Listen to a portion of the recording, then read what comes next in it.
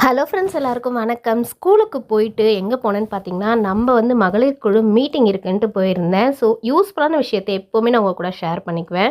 அப்போ மீட்டிங்க்கு போகும்போது இன்னும் யாரும் வரல, இனிமேல் தான் எல்லாம் வருவாங்க. ஸோ இது வந்து எப்பவுமே கவர்மெண்ட் ஸ்கூலு, கவர்மெண்ட் பால்வாடிலாம் இருக்கு இல்லையா, அது பக்கத்துலேயே இருக்கும். பஞ்சாயத்து ஆஃபீஸ், நம்ம ஊர் பஞ்சாயத்து ஆஃபீஸ்னால் அங்கே தான் பிஎல்எஃப் ஆஃபீஸ் இருக்கும். ஸோ வந்து இந்த மகளிர் குழுலாம் நிறைய பேர் குழுலாம் அமைக்கிறாங்களா, அவங்க வந்து இங்கே தான் மீட்டிங்னா மந்த்லி ஒன்ஸ் இங்கே தான் அப்பியர் ஆகணும். ஸோ இந்த போர்டில் வந்து போட்டிருந்ததெல்லாம் நான் படிச்சிருந்தேன். இந்த மாதிரி காப்பீடு திட்டம்லாம் இங்கே நிறைய காப்பீடு வந்து கவர்மெண்ட் மூலிமா நமக்கு கொடுக்குறாங்க இல்லையா. ஸோ விபத்து காப்பீடு அப்படின்னும் போது நமக்கு ஒரு எவ்வளோ போட்டிருக்காங்கன்னு பாருங்கள். காப்பீடு தவணை வெறும் ரூ. 20 2 லட்சம் கவரேஜ்ன்றாங்க. ஆனால் இதுக்கான நீங்கள் பேங்க்கில் போனீங்கன்னா எந்த ஒரு டாக்குமெண்ட்டுமே கொடுக்க மாட்றாங்க.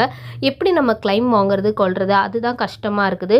ஸோ இது வந்து நமக்கு ரிட்டர்னும் கிடைக்காதுன்னு சொல்கிறாங்க. அதனால் எனக்கு இது ரொம்ப யூஸ்ஃபுல்லாக இருக்கா மாதிரி தெரியலை. இங்கே இருந்த டீட்டெயிலாக உங்களுக்கு ஷேர் பண்ணியிருக்கேன்.